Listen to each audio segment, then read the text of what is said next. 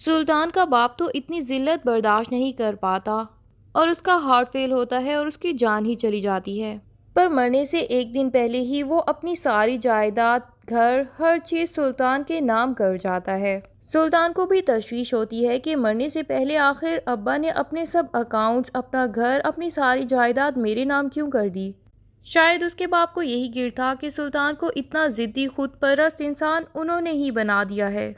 ہر وقت اس کی تعریف کرنا، اس کی ہر بری عادت کو بھی اپریشیٹ کرنا اور پھر اس کو دولت بنانے کی مشین بنا دیا تھا۔ سلطان کا باپ خود بھی بہت ہی خود پرست انسان تھا۔ اپنے سامنے وہ کسی کو بھی کچھ نہیں سمجھتا تھا، اپنی بیوی کے ساتھ بہت ہی مار پیٹ کرتا تھا اور جاتے جاتے وہ اپنے بیٹے کو یہی لیسن دے جائے گا کہ یہ سب کچھ تو اسی دنیا میں ہی رہ جانا ہے، اپنی دولت، اپنی عقل کچھ بھی کام نہیں آنا۔ اور شاید اس حادثے کے بعد سلطان واقعی ہی ٹھیک ہو جائے۔ وہ فوراً سے اسرا کو بھی میسج کر دیتا ہے اور اپنے باپ کی وفات کی نیوز سنا دیتا ہے۔ اسرا آ کے اپنی ماں کو بتاتی ہے کہ سلطان کا میسج آیا ہے اور اس کے ابا کی وفات ہو گئی ہے۔ اس کی ماں سرور بھائی سے پوچھتی ہیں کہ کیا آپ جنازے میں جاؤ گے، لیکن سرور بھائی کہہ دیتے ہیں کہ ہمارا تو اس سے رشتہ ختم ہو چکا ہے، اس لیے میرا جانا بالکل بنتا نہیں۔ لیکن اسرا کہہ دے گی کہ میں ان کو اتنے عرصے سے جانتی ہوں، ان کے ساتھ رہی ہوں۔ یہ اور بات ہے کہ میں سلطان سے اب بالکل محبت نہیں کرتی، لیکن اس وقت میں وہاں پہ ضرور جانا چاہوں گی۔ آخر اپنی ساس کو تسلی دوں گی، خالہ کو تسلی دوں گی۔ سلطان کے رشتے کے علاوہ بھی تو اس گھر سے میرے بہت سے رشتے جڑے ہوئے تھے، میں اس مشکل وقت میں ان کو اکیلا نہیں چھوڑنا چاہتی، ایٹ لیسٹ میں وہاں جا کے ان سے ملنا تو ضرور چاہوں گی۔ سرور بھائی اور اس کی ماں اس کو روکیں گے نہیں اور وہاں لے جائیں گے۔ سلطان کی ماں بھی اسرا کو گلے سے لگا لے گی اور وہیں اس کی منتیں کرے گی کہ ہمارا تو سب کچھ ہی لٹ گیا، ایٹ لیسٹ تم ہمارے گھر میں واپس آ جاؤ تو شاید تھوڑی سی زندگی کی رونق واپس آ جائے، ورنہ اس گھر میں تو اب خوشیاں کبھی بھی نہیں آتی دکھائی دے رہی۔ سلطان بھی اسرا کے پاؤں پکڑ کے اس سے معافیا مانگے گا اپنے پچھلے سارے رویوں کے لیے اور اسے یہی کہے گا کہ ابا کی وفات کے بعد میں بالکل بدل چکا ہوں، میں جان گیا ہوں زندگی کی حقیقت، میں نے تمہیں بہت تنگ کیا اور میں تمہاری محبت کے لائق بھی نہیں ہوں، لیکن پھر بھی میں تم سے التجا کرتا ہوں کہ اگر ہو سکے تو مجھے ایک آخری موقع ضرور دے کے دیکھنا، میں تمہیں اب نا امید نہیں کروں گا۔ سرور بھائی سلطان کو روک دیتے ہیں کہ ایسی کوئی بات اسرا سے کرنے کی ضرورت نہیں اور اسرا کو وہاں سے لے کے فوراً گھر آ جاتے ہیں۔ ادھر اسرار بھی اسرا کو انوائٹ کرتا ہے ایک ڈنر کے لیے اور اس سے پوچھتا ہے کہ آپ نے کیا فیصلہ کیا ہے سلطان کے حوالے سے، اگر آپ یہ کیس جیت جاتی ہیں تو کیا آپ سلطان سے خلا لے لیں گی یا اس کے ساتھ ہی رہنا پسند کریں گی؟ اسرا کہتی ہے کہ میرا نہیں خیال کہ میں اب اس انسان کے ساتھ رہ سکتی ہوں، اس نے مجھے بہت ہی مایوس کیا ہے زندگی میں، چاہے اس نے مجھے بہت تکلیفیں پہلے بھی دی تھیں لیکن وہ سب میں برداشت کر لیتی تھی، پر اب جو ہوا ہے یہ میری برداشت سے بالکل باہر ہے۔ اسرار بھی کہہ دیتا ہے کہ بڑا ہی اچھا فیصلہ کیا آپ نے، اور ساتھ ہی اسرا سے یہ بھی کہہ دیتا ہے کہ اگر آپ سلطان سے ڈیورس لے لیں گی تو میں آپ کو صرف یہ بتانا چاہتا ہوں کہ میں ابھی بھی آپ کو اتنی ہی چاہت سے بیاہ کے لے کے جاؤں گا جیسے میں پہلی دفعہ آپ کے گھر رشتہ لے کے آیا تھا۔ میں آپ سے بہت محبت کرتا ہوں اسرا، اور ڈے ون سے ہی کرتا ہوں۔ میں نے اپنی محبت چھوڑ دی تھی یہی سوچ کے کہ آپ خوش ہیں اپنی زندگی میں، لیکن اب ایسا لگتا ہے جیسے قسمت نے دوبارہ سے مجھے ایک اور موقع دیا ہے، تو میں اس موقع کو بالکل گنوانا نہیں چاہتا۔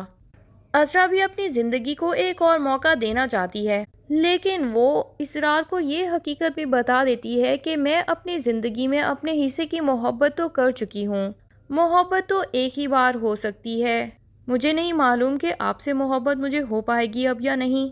لیکن اسرار بضد ہوتا ہے کہ میں جانتا ہوں کہ میں آپ کو جتنی محبت اور جتنی رسپیکٹ دوں گا اس کے بعد کسی نہ کسی دن آپ کو بھی مجھ سے محبت ہو ہی جائے گی۔ اسرا فی الحال تو اسرار کو کوئی جواب نہیں دیتی اور وہاں سے اپنے گھر چلی جاتی ہے۔ گھر آ کے بھی اسرا بہت ہی بجھی بجھی رہتی ہے،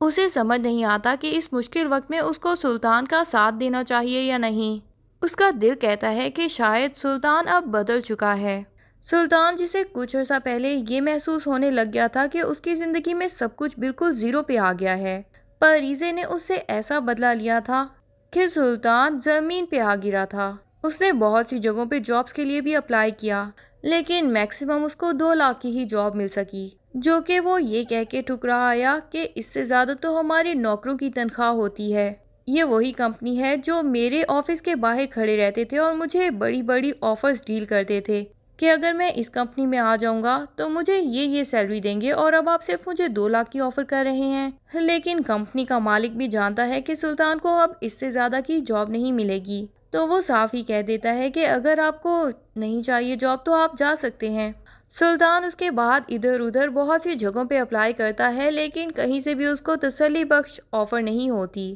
اور بالآخر سب جگہوں سے تھک کے دوبارہ وہ اسی 2 لاکھ کی جاب کے پاس ہی چلا جاتا ہے۔ لیکن اب وہاں کا مینیجر بھی بتاتا ہے کہ سوری، اب تو ہم آپ کی جگہ کسی اور کو ہائر کر چکے ہیں، بیٹر لک نیکسٹ ٹائم۔ اور سلطان گھر آ کے دوبارہ سوچتا ہے کہ اس نے زندگی میں سب کچھ ہی کھو دیا۔ وہ جو کبھی آسمان کی ہواؤں کو چھو رہا ہوتا تھا، خود کو پتہ نہیں کیا سمجھ بیٹھا تھا سلطان کہ وہ تو جو بھی چاہے اس کو حاصل کر سکتا ہے۔ لیکن اب یہ نوبت آ گئی تھی کہ محلے کی آنٹیاں بھی اس کو دیکھ کے راستہ بدل لیتی تھیں، اور جس جم میں اس نے سال بھر کی ممبرشپ لی ہوئی تھی وہاں سے بھی اس کو نکال دیا گیا تھا کہ سوری سر، آپ کی جو ویڈیو وائرل ہوئی ہے اس کے بعد باقی سب کسٹمرز کا کہنا ہے کہ اگر آپ اس جم میں آئیں گے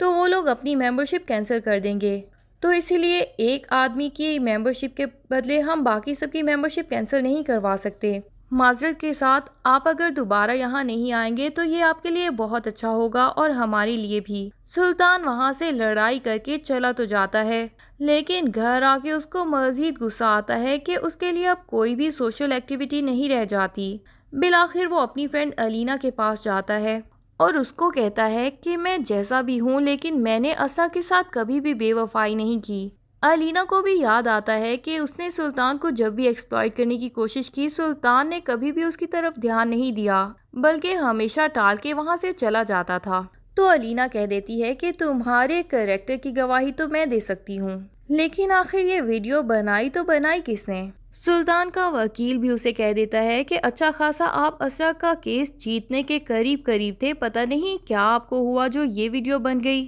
آپ کو ایسی گرلز کے پاس جانا ہی نہیں چاہیے تھا۔ سلطان کہتا ہے کہ مجھے تو پتہ ہی نہیں کہ یہ کون لڑکی تھی، کہاں سے آئی، اور اس نے مجھے کوئی بے ہوشی کی دوائی دے کے یہ ویڈیو بنا کے وائرل کر دی۔ وکیل کہتا ہے کہ فی الحال تو میں کچھ دن کی جج سے مہلت لے کے اس کیس کو تھوڑا سا پرولونگ کر سکتا ہوں، اس کے علاوہ میں آپ کی کوئی مدد نہیں کر سکتا۔ اتنے دنوں میں آپ کو اپنی اس فین کو ڈھونڈنا ہوگا اور اس کو ججز کے سامنے لے کے آنا ہوگا، تبھی کچھ ہو پائے گا، ورنہ سوری میں آپ کے کیس کا اب کچھ نہیں کر پاؤں گا۔ سلطان یہ سب سن کے کافی ڈسہارٹ ہو جاتا ہے،